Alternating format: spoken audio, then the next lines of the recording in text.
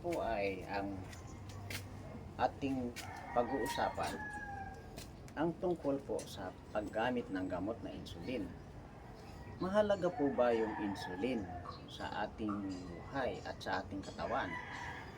Ang insulin po ay totoong napakahalaga at ipapakita ko sa inyo kung ano ang hitsura ng halamang insulin. Ano ba itong insulin? Itong insulin po na pag-uusapan natin ay ito ay halamang gamot. Halamang gamot ito na pwedeng tumubo lang sa inyong mga bakuran at pwede nyong itanim. Ito po ang itsura nito. At ito po ay merong mga malalaking dahon. Ito po oh. Ito, gaya po nito, kukuha ako ng isa. Itong napakalaking dahon na ito ay napakahalaga sa bawat araw ng ating katawan. Nagagawa natin kumain ng matatamis. Ang matatamis na pagkain ay nagdudulot ng pagtaas ng ating sugar. Ang sugar na yan ang hindi natin maiwasan ang paglapot ng dugo. Ito ba ay nakakatulong? Ito ay malaking tulong sa atin. Gaya ng mga dalubhasa na ni-research, ang paggamit ng insulin ay malaking tulong. Totoong malaking tulong. Paano gamitin ito? Ayan po, oh. Ganyan. Tinutupi-tupi lang yan. Ayan. At ganyan na, kasya na sa bibig. Yan po ay nginunguya.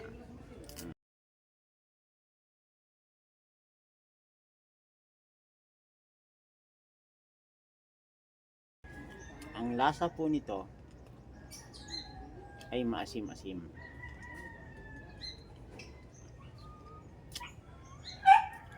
Na hindi mo iluluwa kapag ka nakagat mo na. Tasted mo talaga. Masarap. Mahirap ba ito buhayin? At totoo lang, tingnan nyo po ito oh. Ito oh.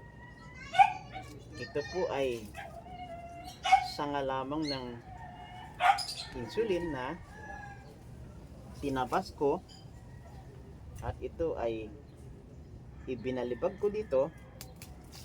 Ayan po, tumubo na siya oh.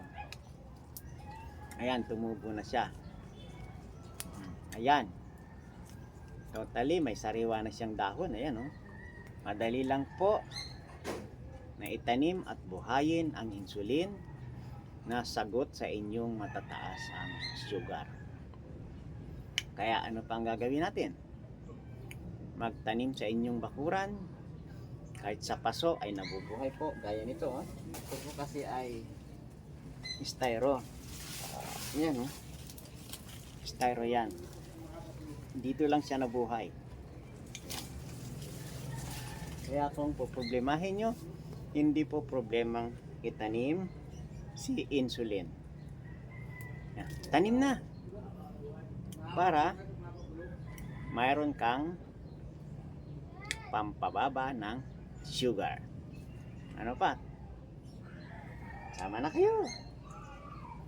Magtanim na tayo. At yung inunguya ko ay hindi pa tapos nguyain.